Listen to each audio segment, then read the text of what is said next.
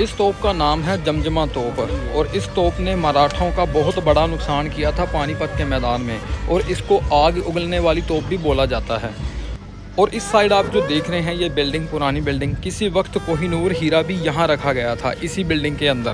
तो आप देख सकते हैं। नमस्कार, सत श्री अकाल। आज एक नए व्लॉग में स्वागत है। आज हम आए हैं अमृतसर के गोबिंदगढ़ किला में।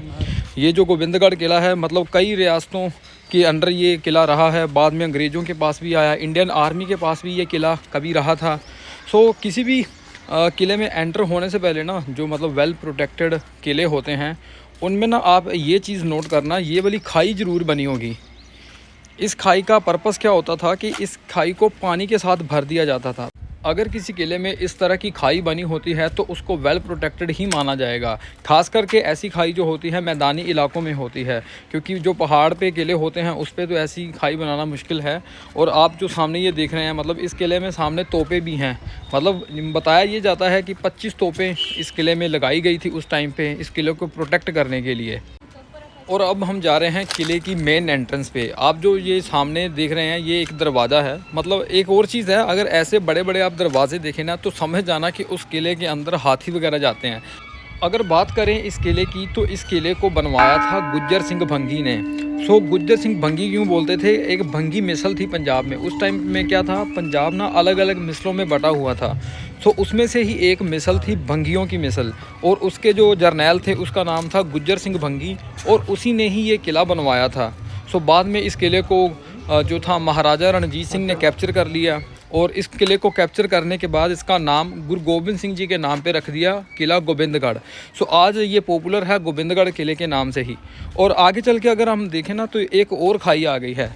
एक पहले हमने खाई देखी थी जो किले के बिल्कुल एंट्रेंस पे थी, और ये दूसरी खाई है। इस मतलब आप वे से आप कह सकते हैं कि ये वेल प्रोटेक्टेड किला था, क्योंकि पहले अगर दुश्मनों ने पार करना है तो पहले एक जो खाई पार करेंगे, फिर उसके बाद कुछ गेट आएंगे, और फिर उसके बाद एक खाई आएगी। बात यहीं पे ख़त्म नहीं होती, इस खाई के बाद एक और गेट है। आगे चल के हम देखेंगे। बाकी अभी तो इसमें मतलब हम देख सकते हो ना पेड़ पौधे लग गए हैं ना, छोटे छोटे फूल वगैरह भी लगा दिए गए हैं इसके खूबसूरती के लिए। सभी गेट्स को पार करके हम अंदर आ गए हैं किले के बिल्कुल अंदर वाली साइड पे। सामने आप देख सकते हैं कि रिक्शा वगैरह भी है, अगर किसी से चला नहीं जाता, क्योंकि एक्चुअल में पता क्या बात है, ये किला बहुत बड़ा है। अगर वॉकिंग आपको करनी है तो उस पर एक तो टाइम लगेगा, ऊपर से थक भी जाता है बंदा, है ना। सारा एडवेंचर ख़राब हो जाता है। ये जो बिल्डिंग आप देख रहे हैं ना, एक्चुअल में इस बिल्डिंग को अंग्रेज़ों ने बनवाया था जब महाराजा रणजीत सिंह का देहांत हो गया था। बाद में अंग्रेज़ों ने इसको कैप्चर कर लिया, क्योंकि जब तक महाराजा रणजीत सिंह जिंदा थे तो अंग्रेज़ों ने कभी भी पंजाब पे अटैक नहीं किया था।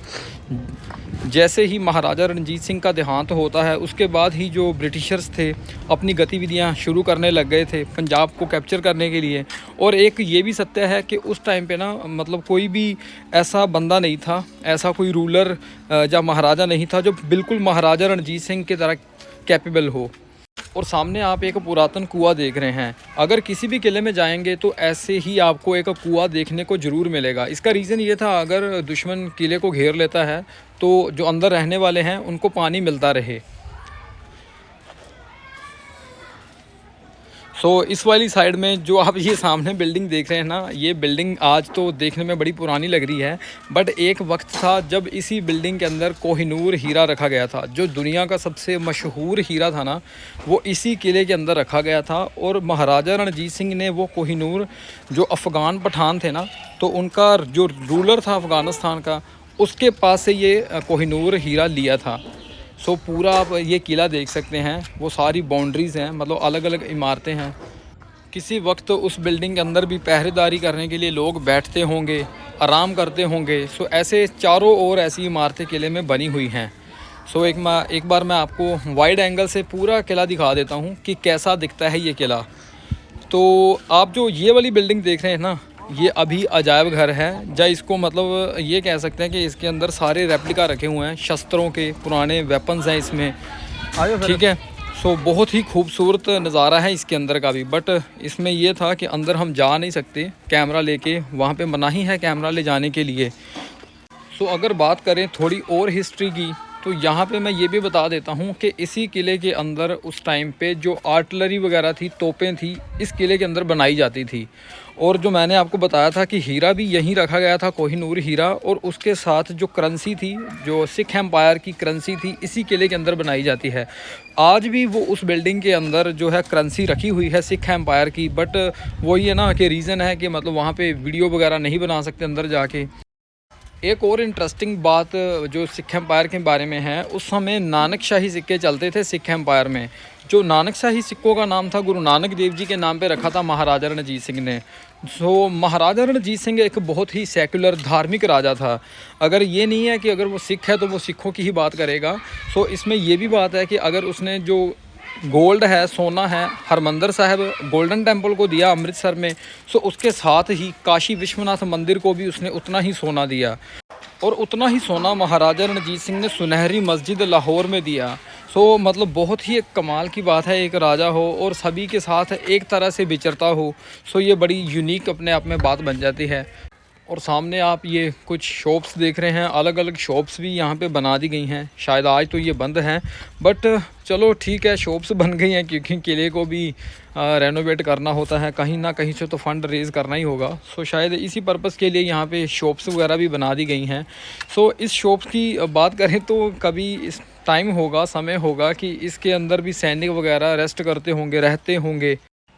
अगर थोड़ा और हिस्ट्री में जाएं तो जो मैंने आपको पहले एक तोप दिखाई थी स्टार्टिंग में वीडियो के, उस तोप का नाम है जमजमा तोप। और उस तोप को बनवाया था अहमद शाह अब्दाली ने, जो अफ़गानिस्तान का उस टाइम पे रूलर था।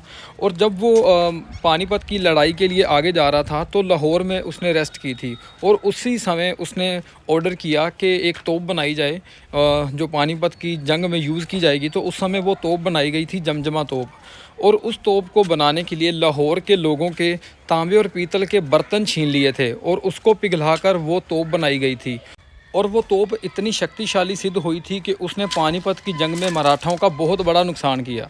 और अब हम आ चुके हैं किले के बाहर वाली साइड पे, जहाँ पे वो खाई बनी थी जो मैंने आपको बताया था। और कभी समय था इस मतलब रास्ते पे भी सैनिक वगैरह दौड़ा करते थे, भागा करते थे, जब हमला होता होगा तैयारी करते होंगे। और सामने आप वो तोपें देख रहे हैं। और इसके बारे में आपको एक चीज़ बताऊं, इस किले में 25 तोपें थी, मतलब 25 तोपें इस किले में लगी हुई थी इस किले की प्रोटेक्शन के लिए। और साथ के साथ इस किले के अंदर 8 वॉच टावर भी हुआ करते थे। और वॉच टावर का पर्पस ये था कि उसके ऊपर खड़े होकर इस किले की निगरानी की जाती थी। जब महाराजा रणजीत सिंह ने इस किले को भंगी सरदारों से जीता, इस किले को कैप्चर किया, तो सबसे पहले जो काम किया था इस किले को पक्का करवाया था। मतलब उस टाइम पे ये किला इतना मजबूत नहीं था, बट जब महाराजा रणजीत सिंह ने इस किले को कैप्चर किया तो सबसे पहले इसको मजबूत करवाया। उसका रीज़न ये था कि उस समय अफ़गान जो थे, मतलब पंजाब के रास्ते ही जो थे बाकी स्टेट्स पे हमला करते थे, आगरा, दिल्ली, यहीं से होकर वो जाते थे। यही कारण है कि महाराजा रणजीत सिंह ने एक छोटी सी मिसल से लेके इतना बड़ा सिख एम्पायर खड़ा कर दिया। ये भी कोई आम बात नहीं है कि मतलब एक छोटी सी जगह से निकलना और इतना बड़ा साम्राज्य खड़ा कर देना, अपने आप में ही एक बड़ी बात है। उस समय भी क्या था, जो अफ़गान थे अमृतसर में आते थे, लूटपाट करते थे, आगे चले जाते थे और दिल्ली में अटैक किया, आगरा में अटैक किया और सारा कुछ लूट पाट के अफ़गानिस्तान ले जाते थे। जब महाराजा रणजीत सिंह का राज आया और ना ही अफ़गानों के हमले बंद करवाए और उनकी टेरिटरीज़ को भी अपने कब्ज़े में लिया, जो पेशावर है, मतलब जलालाबाद है, ऐसी बहुत सारी जो जगह हैं मतलब जो अफ़गानिस्तान के अंडर थी, बाद में उसको सिख एम्पायर में ले लिया गया। आप ये सामने एक पुल देख रहे हैं, हो सकता है शायद इसको तो अभी बनाया होगा। ये उसी खाई के ऊपर बना हुआ है जिसको कभी पानी के साथ भर दिया जाता था। आज भी इतने सालों बाद इस किले की खूबसूरती कोई कम नहीं हुई है, मतलब बहुत ही अच्छी हालत में है ये गोबिंदगढ़ किला। महाराजा रणजीत सिंह ने जो इस किले का नाम गोबिंदगढ़ किला रखा था, और उसके साथ ही अमृतसर में एक जगह है रामबाग, उसका नाम भी श्री गुरु रामदास जी के नाम पर रखा गया था, रामबाग। आज तो उसको कंपनी बाग बोला जाता है क्योंकि बाद में ब्रिटिश इंडियन कंपनी ने उसको कैप्चर कर लिया था, तो आज उसका नाम बन गया है कंपनी बाग। और अब हम आ चुके हैं किले के दूसरी साइड, जहां से हमने किले के अंदर एंटर किया था। सामने आप जो गेट देख रहे हैं, मतलब वही पुराना गेट उसी समय का यहाँ पे हूबहू वैसे ही खड़ा है, इसको भी कोई ज़्यादा नुकसान नहीं हुआ है एक्चुअल किले को। सो बहुत ही अच्छी हालत में अभी तक ये किला पड़ा हुआ है, मतलब ऐसे नहीं है कहीं से टूटा हो सकता है कि बाद में रेनोवेट किया गया हो, बट बहुत सारी चीज़ें हैं अभी भी किले की उसी समय की वैसी ही पड़ी हैं। और इधर वाली साइड पे एक और कुआं है, और आप फुहारे के पीछे जो देख रहे हैं ना, वो जेल है उस समय की। सो माना ये भी जाता है कि सिख एम्पायर में कभी किसी को मौत की सज़ा नहीं दी जाती थी। सो ऐसी जेलें वगैरह हो सकता है कि बाद में अंग्रेज़ों ने भी बनाई गई हों। सो जेल वगैरह तो आम ही होती है ना, किसी भी कैदी को रखने के लिए जेल तो होनी ही चाहिए। सो आज ये जेल भी बंद पड़ी हुई है, बट उस समय कुछ ऐसी होती थी किले के अंदर जेलें। और ये ऊपर जाने का रास्ता है, तो हम ऊपर तो नहीं जाएंगे, आपको ये जेल ही दिखा देते हैं। यहाँ पे लिखा भी हुआ है कैदी सेल, मतलब यहाँ पे कैदियों को रखा जाता था।